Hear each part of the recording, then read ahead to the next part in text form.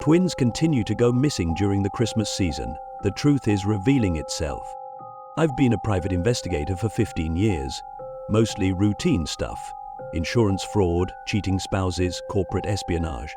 The cases that keep the lights on but don't keep you up at night. That changed when Margaret Thorne walked into my office 3 days after Christmas, clutching a crumpled Macy's shopping bag like it was the only thing keeping her tethered to reality. Sitting in her cell with her wooden table between her and the cell wall laps of blue. My name is August Reed. I operate out of a small office in Providence, Rhode Island, and I'm about to tell you about the case that made me seriously consider burning my PI license and opening a coffee shop somewhere quiet, somewhere far from the East Coast, somewhere where children don't disappear. Mrs. Thorne was a composed woman, early 40s, with the kind of rigid posture that speaks of old money and private schools. But her hands shook as she placed 2 school photos on my desk. Kiernan and Bryn Thorne, identical twins, 7 years old. Both had striking auburn hair and those peculiar pale green eyes you sometimes see in Irish families. They vanished at the Providence Place Mall, she said, her voice barely above a whisper. December 22nd, between 2:17 and 2:24 p.m., 7 minutes. I only looked away for 7 minutes. I'd seen the news coverage, of course. Twin children disappearing during Christmas shopping. It was the kind of story that dominated local headlines. The police had conducted an extensive search, but so far had turned up nothing. Mall security footage showed the twins entering the toy store with their mother, but never leaving. It was as if they'd simply evaporated.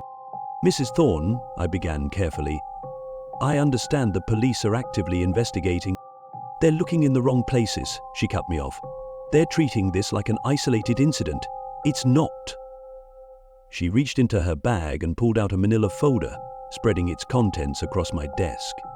Newspaper clippings, printouts from news websites, handwritten notes. 1994, twin boys, age 7, disappeared from a shopping center in Baltimore.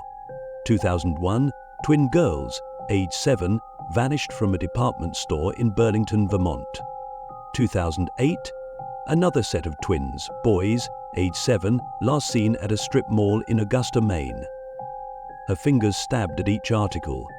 2015, twin girls, L-twins, I interrupted, leaning forward, all age 7. She nodded, her lips pressed into a thin line. Always during the Christmas shopping season, always in the northeastern United States, always 7-year-old twins. The police say I'm seeing patterns where there aren't any, that I'm a grieving mother grasping at straws. I studied the articles more closely. The similarities were unsettling. Each case remained unsolved. No bodies ever found, no ransom demands, no credible leads. Just children vanishing into thin air while their parents' backs were turned. I took the case. That was 6 months ago. Since then, I've driven thousands of miles, interviewed dozens of families, and filled 3 notebooks with observations and theories. I've also started sleeping with my lights on, double-checking my locks, and jumping at shadows. Because what I've found, what I'm still finding, it's worse than anything you can imagine. The pattern goes back further than Mrs. Thorne knew, much further. I've traced similar disappearances back to 1952, though the early cases are harder to verify. Always twins, always during the Christmas shopping season. But that's just the surface pattern, the obvious one. There are other connections, subtle details that make my skin crawl when I think about them too long. In each case, security cameras malfunction at crucial moments. Not obviously, no sudden static or blank screens. The footage just becomes subtly corrupted, faces blurred just enough to be useless, timestamps skipping microseconds at critical moments. Every single time. Then there are the witnesses. In each case, at least one person recalls seeing the children leaving the store or mall with their parent. But the descriptions of this parent never match the actual parents, and yet they're also never quite consistent enough to build a reliable profile. Tall but not too tall, average looking, I think, wearing a dark coat, or maybe it was blue. It's like trying to describe someone you saw in a dream, but the detail that keeps me up at night? In every single case, in the weeks leading up to the disappearance, someone reported seeing the twins playing with matchboxes. Not matchbox cars, actual matchboxes, empty ones. Different witnesses, different locations, but always the same detail. Children sliding empty matchboxes back and forth between them, like some kind of game. The Torn twins were no exception. Their babysitter mentioned it to me in passing, something she'd noticed but hadn't thought important enough to tell the police. They'd sit for hours, she said, pushing these old matchboxes across the coffee table to each other. Never said a word while they did it. It was kind of creepy, actually. I threw the matchboxes away a few days before. Before it happened, I've driven past the Providence Place Mall countless times since taking this case. Sometimes, late at night when the parking lot is almost empty, I park and watch the entrance where the Thorne twins were last seen. I've started noticing things, small things, like how the security cameras seem to turn slightly when no one's watching, or how there's always at least one person walking through the lot who seems just a little too interested in the families going in and out. Last week I followed one of these observers. They led me on a winding route through Providence's east side, always staying just far enough ahead that I couldn't get a clear look at them. Finally, they turned down a dead-end alley. When I reached the alley, they were gone. But there, in the middle of the pavement, was a single empty matchbox. I picked it up. Inside was a small piece of paper with an address in Portland, Maine. I've been sitting in my office for 3 days, staring at that matchbox, trying to decide what to do.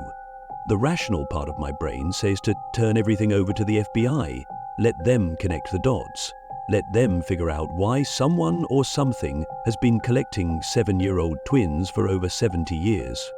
But I know I won't, because yesterday I received an email from a woman in Hartford. Her 7-year-old twins have started playing with matchboxes. Christmas is 5 months away. I'm writing this down because I need someone to know what I've found in case something happens. I'm heading to Portland tomorrow. The address leads to an abandoned department store, according to Google Maps. I've arranged for this document to be automatically sent to several news outlets if I don't check in within 48 hours. If you're reading this, it either means I'm dead or I've found something so troubling that I've decided the world needs to know. Either way, if you have twins or know someone who does, pay attention. Watch for the matchboxes. Don't let them play with matchboxes. Sybil. And whatever you do, don't let them out of your sight during Christmas shopping. Away of fat. I'm in Portland now, parked across the street from the abandoned department store. It's one of those grand old buildings from the early 1900s, all ornate stonework and huge display windows, now covered with plywood. Holbrook Sons, according to the faded lettering above the entrance.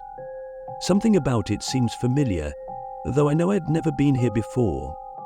The weird thing, when I looked up the building's history, I found that it closed in 1952, the same year the twin disappearances started. The final day of business? December 24th. I've been watching for 3 hours now. Twice I've seen someone enter through a side door. Different people each time, but they move the same way. Purposeful, like they belong there, like they're going to work. My phone keeps glitching. The screen flickers whenever I try to take photos of the building. The last 3 shots came out completely black, even though it's broad daylight. The one before that, I had to delete it. It showed something standing in one of the windows, something tall and thin that couldn't possibly have been there because all the windows are boarded up. I found another matchbox on my hood when I came back from getting coffee. Inside was a key and another note. Loading dock, midnight, bring proof. Finally, I put the key in the ignition and it started to move. Truth of what? The sun is setting now. I've got 6 hours to decide if I'm really going to use that key.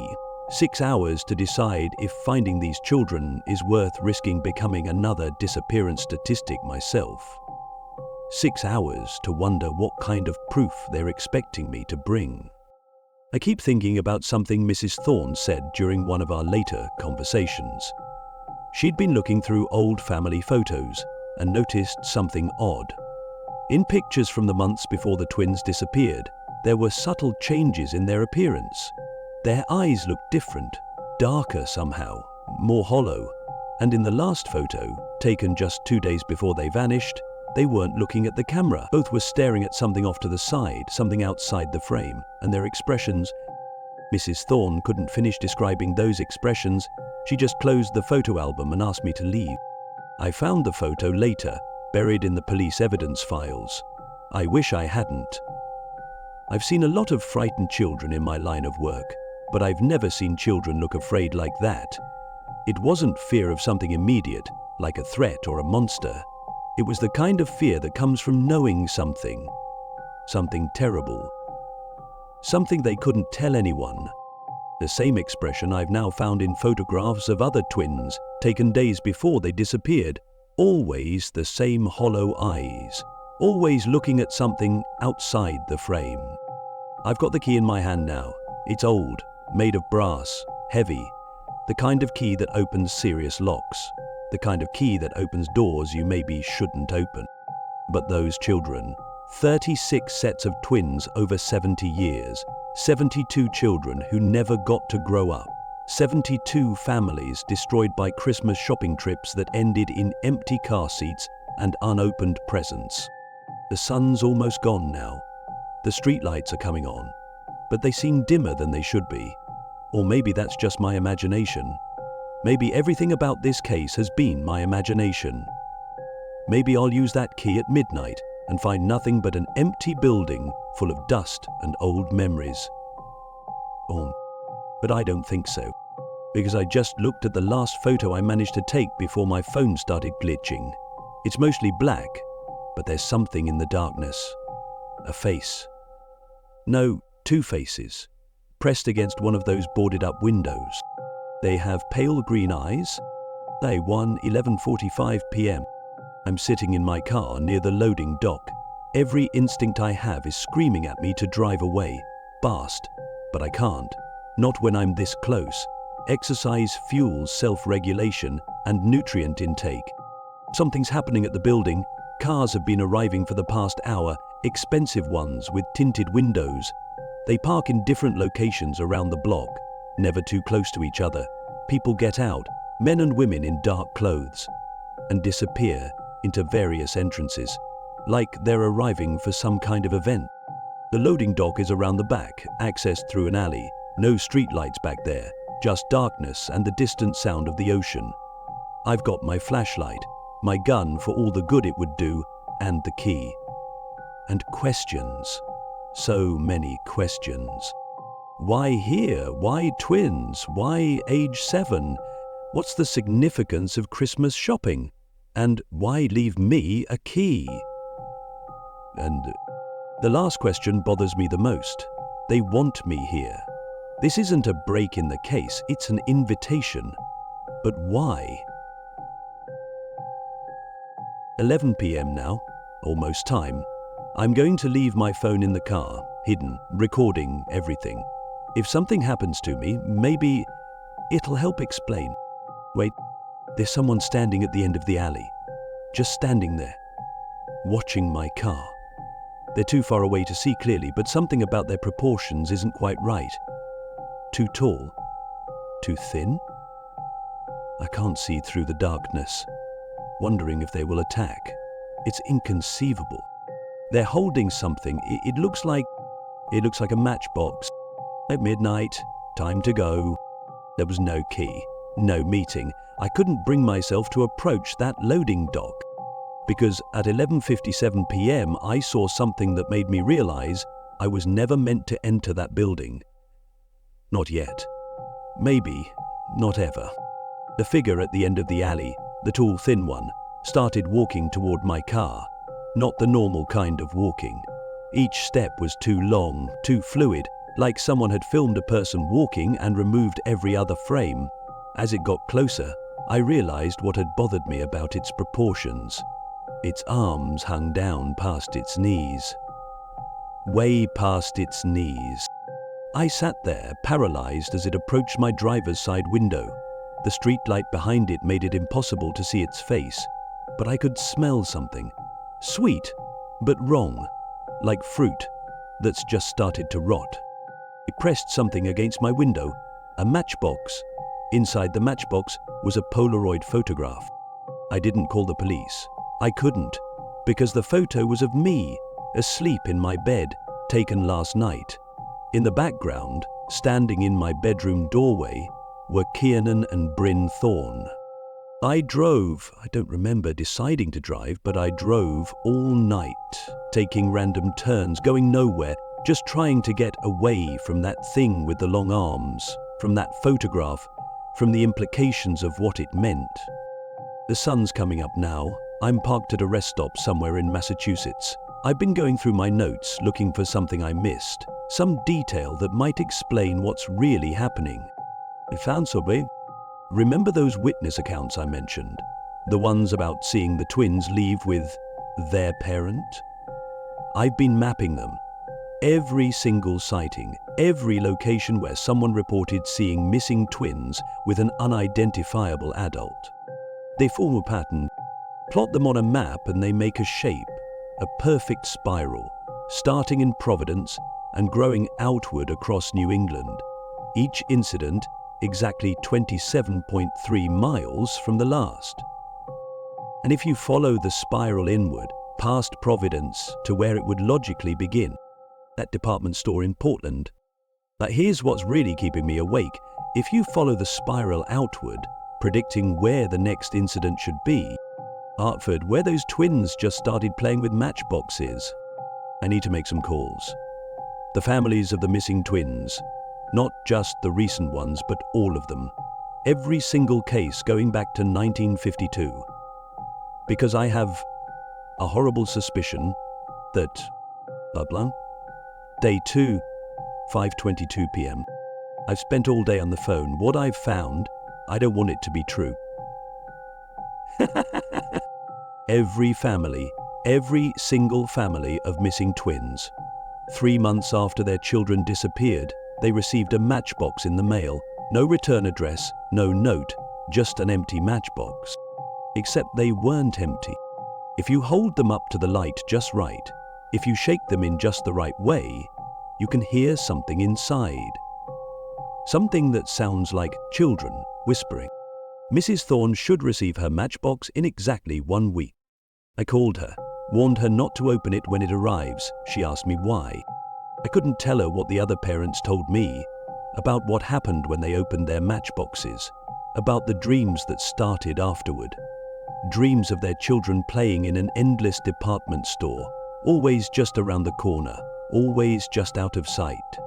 Dreams of long-armed figures arranging and rearranging toys on shelves that stretch up into darkness. Future legacy and preservation for our children. Dreams of their children trying to tell them something important, something about the matchboxes, something about why they had to play with them, something about what's coming to Hartford. I think I finally understand why twins, why 7-year-olds, why Christmas shopping. It's about innocence, about pairs, about symmetry, and about breaking all three. I've booked a hotel room in Hartford. I need to find those twins before they disappear, before they become part of this pattern that's been spiraling outward for 70 years. But first, I need to stop at my apartment, get some clean clothes, get my good camera, get my case files, get my car sandwich, write down some suggestions, etc., says Rob. I know that thing with the long arms might be waiting for me. I know the Thorne twins might be standing in my doorway again. I'm going anyway, because I just realized something else about that spiral pattern, about the distance between incidents, 27.3 miles. The exact distance light travels in the brief moment between identical twins being born. The exact distance sound travels in the time it takes to strike a match. Day 2, 8:45 p.m. I'm in my apartment. Everything looks normal. Nothing's been disturbed. Except there's a toy department store catalogue from 1952 on my kitchen table. I know it wasn't there this morning. It's open to the Christmas section. Every child in every photo is a twin, and they're all looking at something outside the frame, or holding matchboxes, all trying to warn us. Wheel takes him. It is June. The catalogue won't let me put it down. Ever. I don't mean that metaphorically. Every time I try to set it aside, my fingers won't release it, like it needs to be read, like the pages need to be turned. It's called Holbrook Sons Christmas Catalogue 1952 Final Edition. The cover shows the department store as it must have looked in its heyday. Gleaming windows, bright lights, families streaming in and out. But something's wrong with the image. The longer I look at it, the more I notice that all the families entering the store have twins. All of them. And all the families leaving, they're missing their children. The Christmas section starts on page 27. Every photo shows twin children modeling toys, clothes, or playing with holiday gifts. Their faces are blank, emotionless. And in every single photo, there's something in the background. A shadow, a suggestion of something tall and thin, just barely visible at the edge of the frame. But it's the handwriting that's making my hands shake. Someone has written notes in the margins, different handwriting on each page, different pens, different decades, like people have been finding this catalogue and adding to it for 70 years. They're trying to show us something.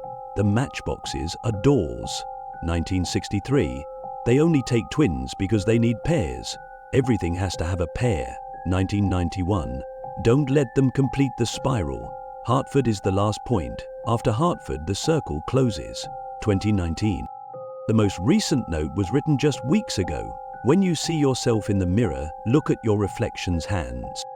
I just tried it, and my reflection's hands were holding a matchbox. I'm driving to Hartford now. I can't wait until morning. Those twins, the ones who just started playing with matchboxes, the Blackwood twins, Emma and Ethan, they live in the West End. Their mother posted about them on a local Facebook group, worried about their new obsession with matchboxes, asking if any other parents had noticed similar behavior. "The best known I can do?" said Ethan. "The catalogue is on my passenger seat. It keeps falling open to page 52. There's a photo there that I've been avoiding looking at directly. It shows the toy department at Holbrook Sons. Rows and rows of shelves stretching back into impossible darkness. And standing between those shelves, I finally made myself look at it properly. Really look at it. Those aren't mannequins arranging the toys. The woman who attempted suicide, June 23rd. I'm parked outside the Blackwood house. All the lights are off except one. Third floor, corner window. I can see shadows moving against the curtains. Small shadows. Child-sized shadows. They're awake, playing with matchboxes probably. I should go knock on the door, wake the parents, warn them. But I can't stop staring at that window, because every few minutes there's another shadow, a much taller shadow, and its arms. The catalogue is open again, page 73 now. It's an order form for something called a Twins Special Holiday Package. The description is blank, except for one line. Every pair needs a keeper. The handwritten notes on this page are different. They're all the same message, written over and over in different hands. Don't let them take the children to the mirror department. Don't let them take the children to the mirror department. Don't let them take the children to the mirror department. Don't let them take the children to the mirror department. Don't let them take the children to the mirror department. Don't let them take the children to the mirror department. They look as if they have seen God unsigned through the glass, he said. The last one is written in fresh ink, still wet. My phone just buzzed, a text from an unknown number. Check the catalogue index for Mirror Department Special Services. True. It's one of the professionals we hired. Good. I slipped off a feather sofa to read the note. It's scandalous. We're aides. I know I shouldn't. I'm going to anyway. Day 3, 1:47 a.m. The index led me to page 127, the mirror department. The photos on this page, they're not from 1952. They can't be, because one of them shows the Thorne twins, standing in front of a massive mirror in what looks like an old department store. But their reflection remains solid, and they grin angrily at the cameras. Their reflection shows them at different ages, dozens of versions of them stretching back into the mirror's depth, all holding matchboxes, all 7 years old. And behind each version, getting closer and closer to the foreground, one of those long-armed figures. There's movement in the Blackwood house, adult shapes passing by lit windows. The parents are awake, but the children's shadows in the third-floor window aren't moving anymore. They're just standing there, both holding something up to the windows. Uni doesn't know what to make of the worry. I don't need my binoculars to know what they're holding. The catalogue just fell open to the last page. There's only one sentence, printed in modern ink. The spiral ends where the mirrors begin. I can see someone walking up the street toward the house. They're carrying a mirror. Chaos included is, what the... I did something unforgivable. I let them take the Blackwood twins. I sat in my car and watched as that thing with the long arms set up its mirror on their front lawn.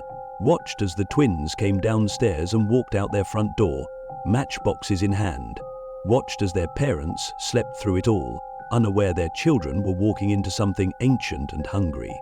But I had to, because I finally remembered what happened to my brother, what really happened that day at the mall, and I understood why I became a private investigator. The catalogue is writing itself now, new pages appearing as I watch, filled with photos I took during this investigation, only I never took these photos. In them, I'm the one being watched. In every crime scene photo, every surveillance shot, there's a reflection of me in a window or a puddle, and in each reflection, I'm standing next to a small boy. My twin brother, still 7 years old, still holding his matchbox. The training committee. I'm parked outside Holbrook Sons again. The Blackwood twins are in there. I can feel them, just like I can feel all the others. They're waiting. The truth was in front of me the whole time. In every reflection, every window, every mirror I've passed in the 15 years I've been investigating missing children, says the woman. You'll have reflections, but reflections aren't supposed to remember. They're not supposed to want. In 1952, something changed in the mirror department at Holbrook Sons. Something went wrong with the symmetry of things. Reflections began to hunger. They needed pairs to be complete. Perfect pairs. Twins.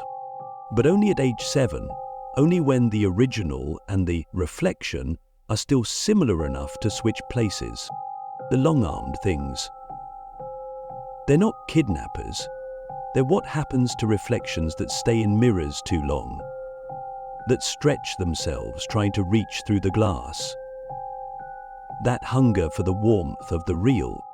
I know because I've been helping them. For 15 years I've been investigating missing twins, following the spiral pattern, documenting everything. Only it wasn't me doing the investigating. It was my reflection that day. I'm at the loading dock now. The door is open. Inside I can hear children playing, laughing, the sound of matchboxes sliding across glass. The catalogue's final page shows a photo taken today. In it I'm standing in front of a department store mirror, but my reflection isn't mimicking my movements, it's smiling. Standing next to it is my brother, still 7 years old, still wearing the clothes he disappeared in. End of section 9. And he's holding out a matchbox to me. And now I remember everything.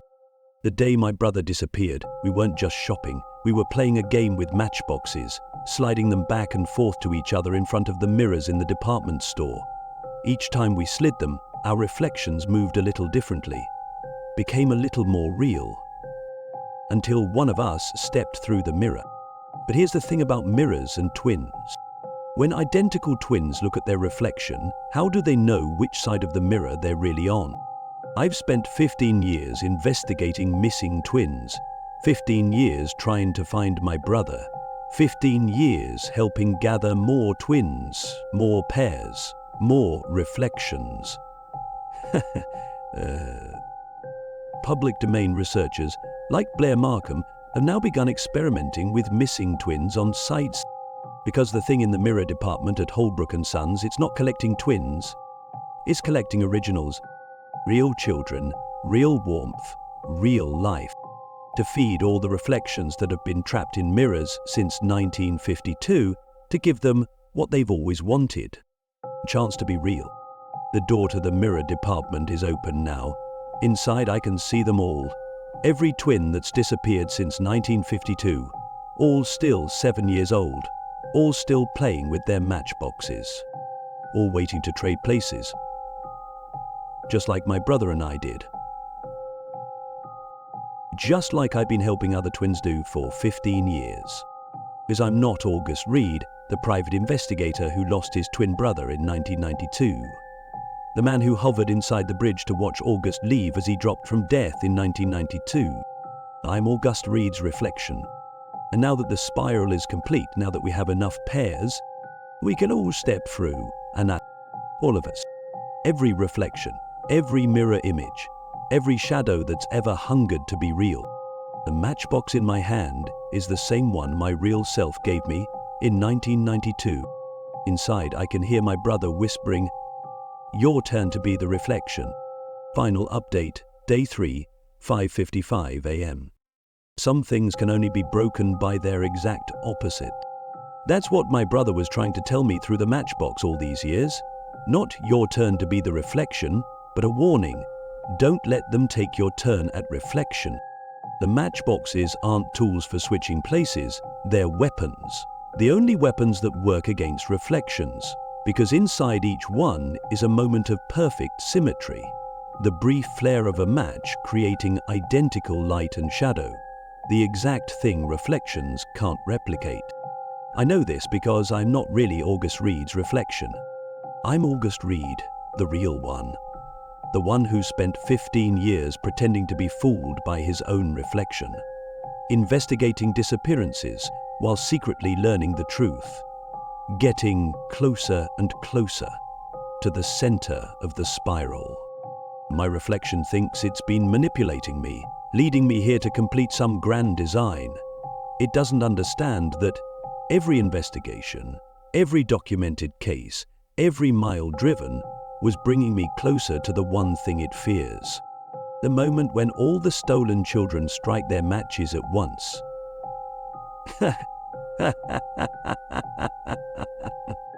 Leo. A few minutes later, I'm in the mirror department now. Every reflection of every twin since 1952 is here, thinking they've won. Thinking they're about to step through their mirrors and take our places. Behind them, in the darkened store beyond the glass, I can see the real children, all still 7 years old because time moves differently in reflections, all holding their matchboxes, all waiting for the signal. My reflection is smiling at me, standing next to what it thinks is my brother. The spiral is complete, it says. Time to make every reflection real. I smile back, and I light my match. There. The flash reflects off every mirror in the department, multiplies, amplifies. Every twin in every reflection strikes their match at the exact same moment, light bouncing from mirror to mirror, creating a perfect spiral of synchronized flame. The killing genius turned the tables onto itself and seals the great conclusive deed. But something goes wrong. The light isn't perfect, the symmetry isn't complete, the spiral wavers. I realize too late what's happened. Some of the children have been here too long, spent too many years as reflections. The mirrors have claimed them so completely that they can't break free. Exercise is important for you, including my brother. Final entry, Day 3, sunrise. It's over, but victory tastes like ashes. The mirrors are cracked, their surface is no longer perfect enough to hold reflections that think and want and hunger. The long-armed things are gone. The spiral is broken. But we couldn't save them all. Most of the children were too far gone. 7 decades of living as reflections had made them more mirror than human. When the symmetry broke, they faded, became like old photographs, growing dimmer and dimmer until they were just shadows on broken glass. Only the Thorn twins made it out. Only they were new enough, real enough to survive the breaking of the mirrors. They're aging now, quickly but safely, their bodies catching up to the years they lost. Soon, they'll be back with their mother, with only vague memories of a strange dream about matchboxes and mirrors. The others? We had to let them go, my brother included. He looked at me one last time before he faded, and I saw peace in his eyes. He knew what his sacrifice meant, knew that breaking the mirrors would save all the future twins who might have been taken. The building will be demolished tomorrow. The mirrors will be destroyed properly, safely. The matchboxes will be burned. But first, I have to tell 69 families that their children aren't coming home, that their twins are neither dead nor alive, but something in between, caught forever in that strange space between reality and reflection. Sometimes, in department stores, I catch glimpses of them in the mirrors. 7-year-olds playing with matchboxes, slowly fading like old Polaroids. Still together, still twins, still perfect pairs, even if they're only pairs of shadows now. This will be my last case as a private investigator. I've seen enough reflections for one lifetime. But every Christmas shopping season I stand guard at malls and department stores, watching for long-armed figures, looking for children playing with matchboxes. Increasingly, because the spiral may be broken, but mirrors have long memories. And somewhere in the spaces between reflection and reality, 70 years worth of 7-year-old twins are still playing their matchbox games. Still waiting, still watching, just to make sure it never happens again.